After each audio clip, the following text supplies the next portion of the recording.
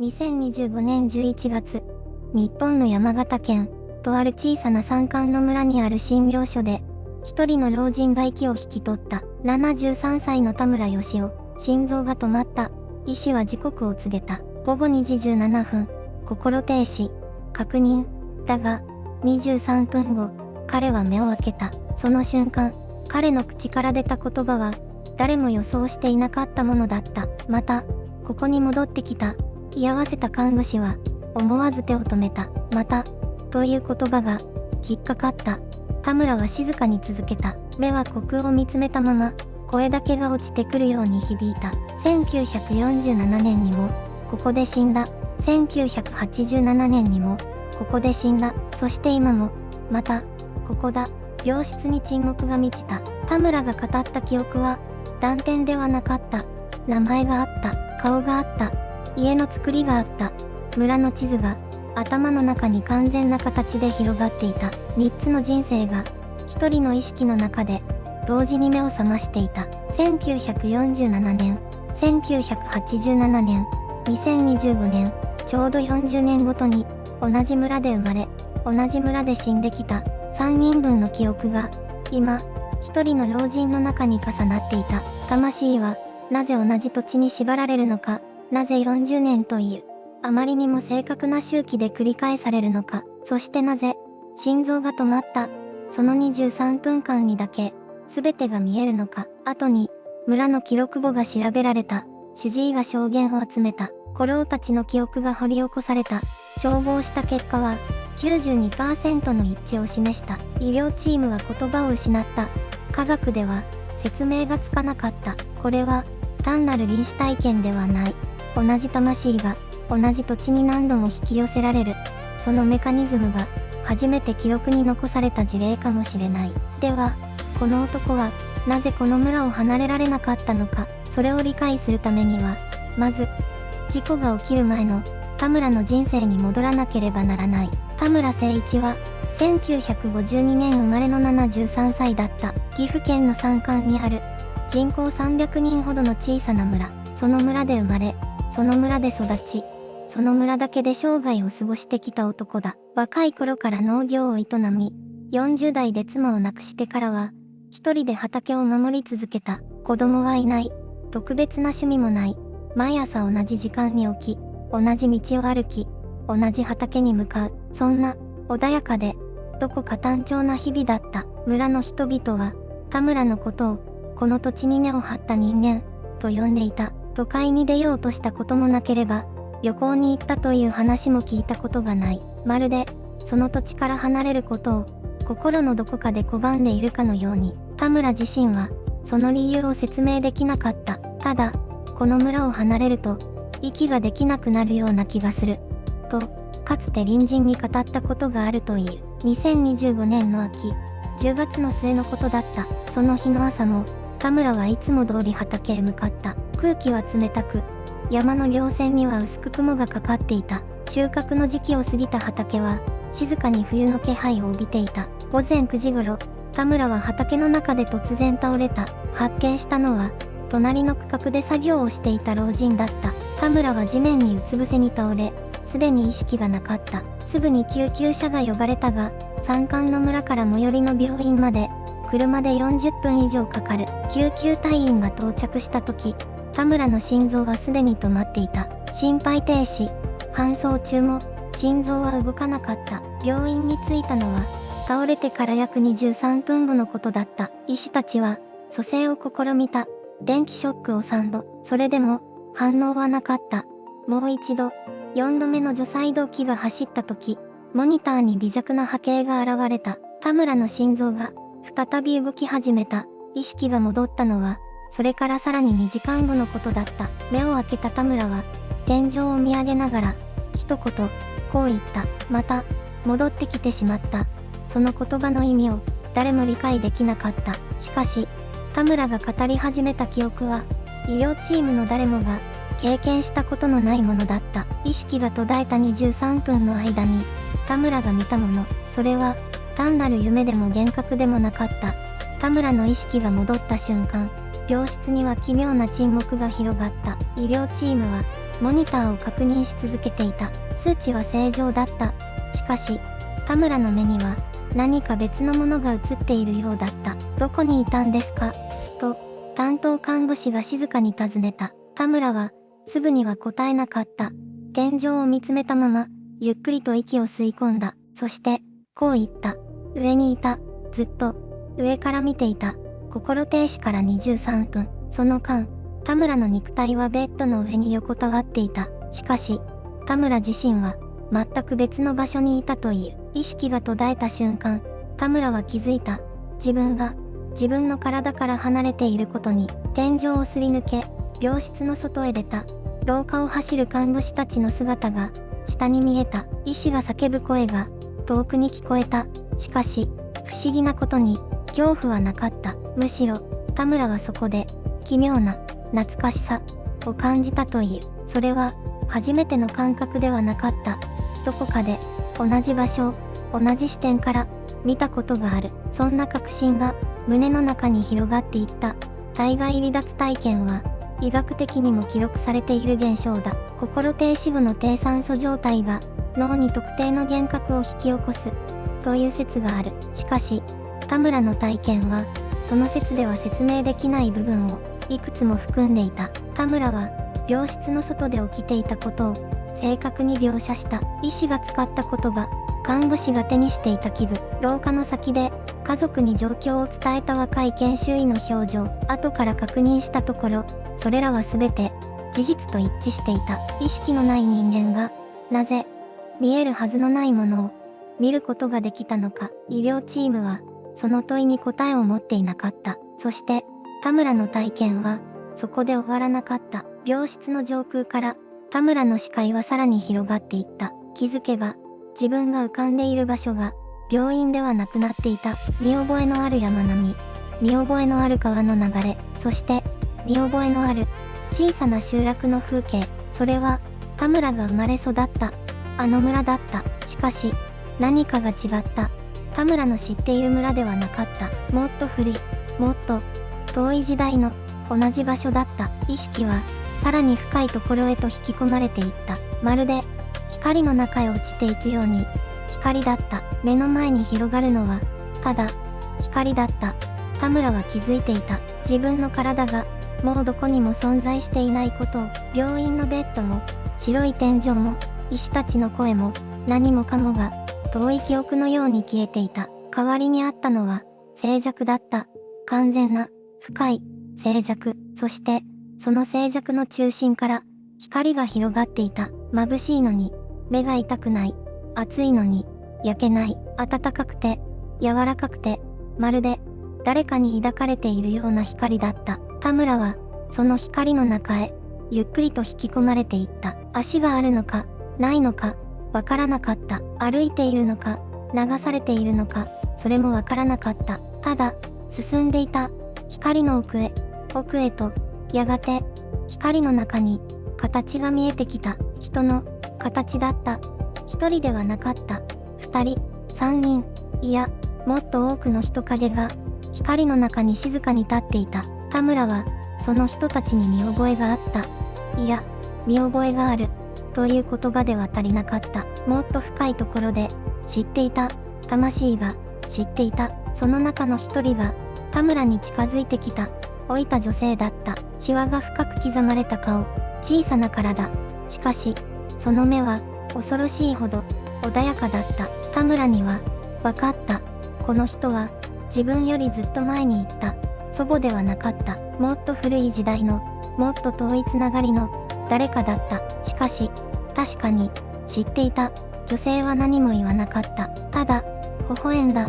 その微笑みの中に、すべてがあった。責める言葉も、悲しむ表情も、何もなかった。ただ、また会えた。という、静かな喜びだけがあった。田村の中で、何かが溶けていった。長い時間をかけて、固く結ばれていた何かが、静かに、ほどけていくような感覚だった。光は、さらに強くなった。女性の姿が、光に溶けていくように薄れていった。田村は手を伸ばそうとした。しかし、指先が触れる前に、声が聞こえた。まだ、戻りなさい。その声は、どこから来たのかわからなかった。光の中から来たのか、自分の内側から来たのか、区別がつかなかった。ただ、確かなことが一つだけあった。この光の境界に、田村は今、立っている。戻ることも、進むことも、どちらも、できる場所に、光の中に、田村は立っていた。足元には何もなかった。地面も、草も、土の感触も、何一つ、なかった。それでも、不思議と、落ちる気配がなかった。IMG。光に包まれた静寂の空間。足元のない白い境界。一人の老人の後ろ姿。どこまでも続く白さの中に、田村はただ、立っていた。女性の姿は、もうなかった。光に溶けるように、消えていった。追いかけようとした手は、空を掴んだだけだった。残ったのは、静寂だけだった。しかし、その静寂は、冷たくなかった。むしろ、暖かかった。綿の中に包まれているような、穏やかな重さがあった。田村は、自分が今、どこにいるのかを、改めて考えた。病院の処置室ではない。かといって、夢の中でも、なかった。ここは、教会だ、と田村は感じた。生と死の間、戻ることと、進むことの、ちょうど真ん中、どちらの道も、見えた。どちらの道も、開いていた。IMG。二股に分かれる光の道。一方は暖かく輝き、もう一方はほのかに現世の色を帯びている。田村の胸の中に、三つの記憶が渦巻いていた。1947年に生まれた男の記憶。1987年に生まれた男の記憶。そして、2025年を生きる。自分自身の記憶。三つはそれぞれ違う顔を持っていた。違う声を持っていた。違う痛みを抱えていた。それでも、同じ土の匂いがした。同じ川の音がした。同じ山の稜線が、記憶の奥に重なっていた。あの村だ、と田村は思った。自分は3度、あの村に戻ってきた。なぜ、あの村でなければならなかったのか。その答えは、まだわからなかった。しかし、問いそのものが、今ここで静かに燃えていた。まだ、戻りなさい。あの声が、また聞こえた。田村は目を閉じた。息を吸った。光が、肺の中まで染み込んでくるような気がした。戻れば、また問い続けることになる。あの村で、あの土の上で、この3つの記憶を背負ったまま、生き続けることになる。それは、重いことだった。しかし、田村は気づいた。重さの中に、意味があった。この境界を越えて戻るとき、田村の中で、何かが一斉に動き始めようとしていた。IMG。光の境界に立つ人影。その背後に3つの時代の村の風景が重なって透けて見える。それは、まるで、人生全体が、一枚の絵として現れ始める。その直前の静けさだった。それは、静かに始まった。光の中に、記憶が広がっていった。一枚の絵のように、しかし絵ではなく、確かに生きられた時間として、田村の意識の中に、3つの人生が、同時に流れ込んできた。最初に現れたのは、1947年の風景だった。焦げた土の匂い。戦後の村の静けさ。幼い手が、土を握りしめている。何もなかったあの頃。それでも、朝が来るたびに、誰かが生きようとしていた。貧しさの中に、確かな温かさがあった。あの生は、短かった。しかし、短い中に、深いものが宿っていた。次に現れたのは、1987年の夏だった。田んぼの水が光を引いていた。青年の足が、あぜ道を踏みしめていた。好きな人の名前を、声に出せなかった日のこと。夕暮れに一人で立っていた。あの丘のこと。後悔があった。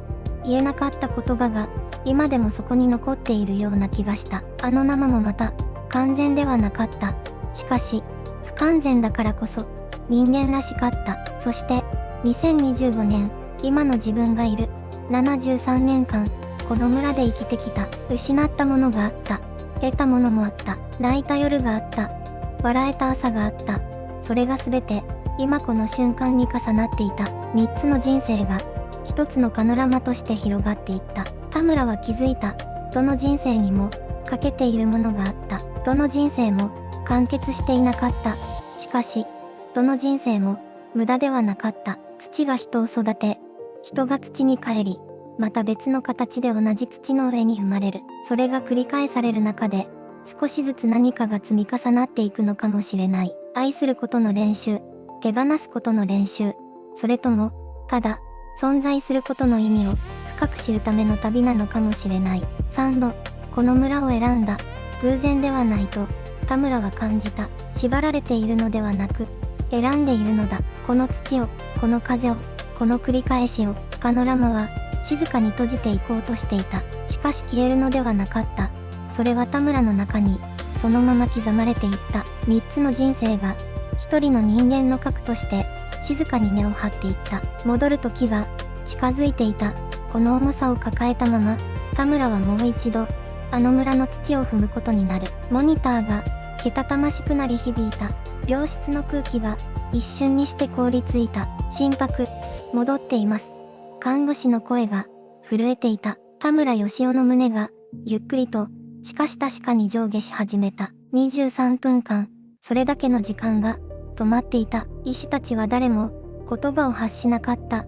数値が、画面の上で静かに踊り始めた。担当医の佐伯は、モニターを凝視したまま動けなかった。蘇生の確率は、ほぼゼロだった。それが、現実だったのだ。田村のまぶたが、かすかに動いた。それを最初に気づいたのは、傍らに立っていた若い研修医だった。彼女は思わず、一歩後ずさりした。恐怖ではなかった。それは、説明のつかない何かへの、純粋な戸惑いだった。田村さん、聞こえますか？佐伯が、ゆっくりと声をかけた。返答は、なかった。しかし田村の唇が、確かに動いていた。声にはならなかった。それでも、形だけが残っていた。その形を見た瞬間、佐伯の背筋に冷たいものが走った。それは、名前だった。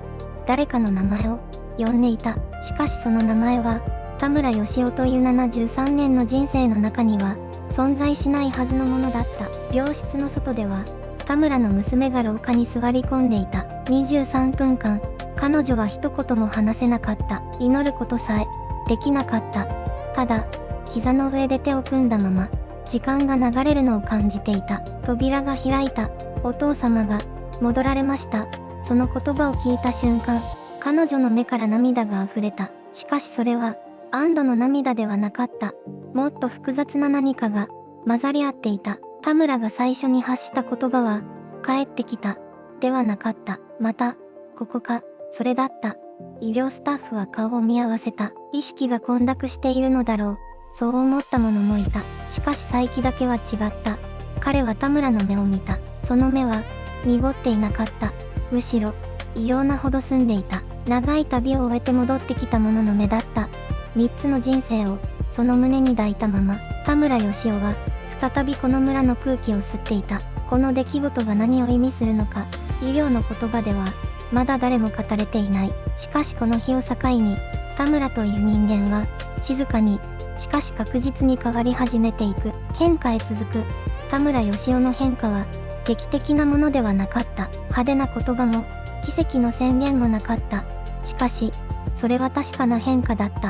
退院から3日後、田村は、自分の庭に出て、ただ土を見つめていた。何時間も、一言も発することなく、妻の和子は、その姿を台所の窓から見ていた。彼女には、声をかけることができなかった。夫の背中が、以前と違って見えたからだ。以前の田村は、せっかちな男だった。農作業も、会話も、食事も、常に先を急いでいた。しかし今、彼は急がない。一つ一つの動作が、ゆっくりと、丁寧になった。まるで、何かを確かめるように、長男の田村誠は、父の変化に最初は戸惑いを感じていた。別人みたいだった。と、後に語っている。でも、怖いとは思わなかった。むしろ、穏やかで、深くなったような感じがした。変化は、外側にも現れた。田村は、それまで一度も手を合わせたことがなかった村の祠を、毎朝必ず訪れるようになった。その祠には、名もなき人々の石碑が並んでいる。昭和の初期に亡くなった者たち、さらに古い、明治の人々の記録も、田村はそこで、長い間頭をしだれた。祈るというより、語りかけるように、和子は、ある夜、夫に問いかけた。あそこで、何を話しているの？田村は少し間を置いて、静かに答えた。知っている人たちがいる気がするんだ。名前はわからない。でも、知っている。家族の変化も、また小さくなかった。これまで疎遠だった次女が、突然連絡をしてきた。お父さんが死にかけたって聞いて、なんか急に会いたくなった。次女は、20年近く帰省していなかった。しかし田村が退院した翌週、彼女はこの村に戻ってきた。死の淵を経た者の周囲では、何かが動く。これは、田村の家族だけの話ではない。臨死体験の研究者たちが繰り返し指摘することでもある。本人だけでなく、周りの人間の意識まで、静かに書き換えられていく。3つの生を経た魂が、この土地に再び根を張り直そうとしている。そのことを、村の人々は言葉ではなく、空気として感じ取っていた。この変化には、科学的な説明がつくのだろうか。医療の領域では語りきれないこの現象を、研究者たちはどう見ているのか。次に、私たちは科学と霊性の境界線へと踏み込んでいく。科学は、この現象をどう説明するのか。まず、医療の立場から整理しよう。心停止後に意識が戻った際、鮮明な体験を報告する事例は世界中に存在する。これは、臨死体験として、すでに学術的な研究対象となっている。オランダの心臓専門医キム・ファン・ロンメルは、心停止患者の約 18% が何らかの意識体験を報告すると発表した。脳波がほぼ停止している状態で、なぜ鮮明な記憶が生まれるのか。現代医学は、未だ明確な答えを持っていない。一方、記憶の領域ではどうか。通常、記憶は脳という物理的な器官に紐づいている。しかし今回の事例では、本人が経験していない時代の具体的な出来事が蘇った。しかも、村の記録と 92% 一致するという精度で、神経科学の観点では、暗示や無意識の情報収集による記憶形成が疑われる。幼少期に聞いた話が、深層意識に埋め込まれている可能性だ。だが今回、村の関係者への聞き取り調査では、本人が該当する情報に触れた形跡は確認されていない。では、量子物理学の視点はどうか。一部の研究者は、意識は脳だけに宿るものではないと主張し始めている。意識が、場として存在し、特定の空間や土地と共鳴するという仮説だ。量子もつれの概念を意識に応用する試みは、まだ仮説の段階にある。しかし、この事例はその方向性と奇妙なほど重なる。霊性の側から見ると、解釈はさらに深くなる。仏教思想における輪廻転生では、魂は業と縁によって再び同じ土地に引き寄せられるとされる。40年という周期、同じ村、同じ地名の記憶、これは偶然ではなく、縁という見えない引力の現れだという見方もある。科学と霊性は、長い間、対立する概念として語られてきた。しかし今、この境界線は静かに解け始めている。説明できないものを、否定するのではなく、まだ解明されていない、と認める科学者が増えている。この男性の体験は、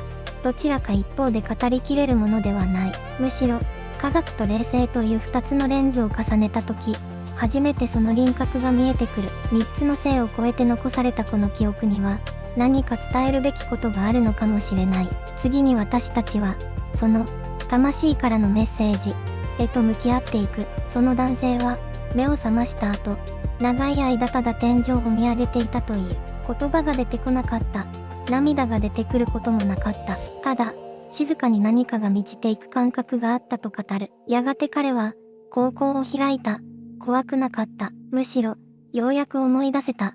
という気持ちだった。3つの命を生き、3度この土地に戻ってきた。それが偶然だとしても、必然だとしても、彼の中に残ったものは変わらない。人は、終わらない。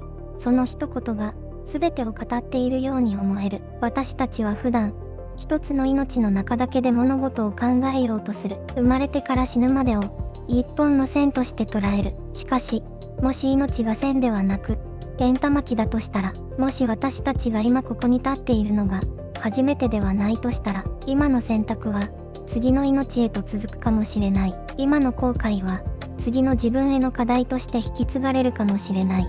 そう考えたとき、日常のすべてが少し違って見えてくる。この男性が2025年に目覚めたことには、何か意味があるのだろうか。それはわからない。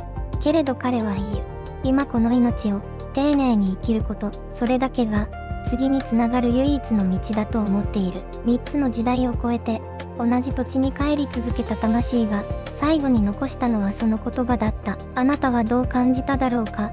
科学では語りきれない何かが、この世界にはある。そしてその何かは、案外すぐそばに、静かに息づいているのかもしれない。今日も最後まで見ていただき、ありがとうございました。もしこの動画が心に触れたなら、ぜひチャンネル登録と高評価をお願いします。次の動画でも、言葉にならない世界の扉を、一緒に開いていきましょう。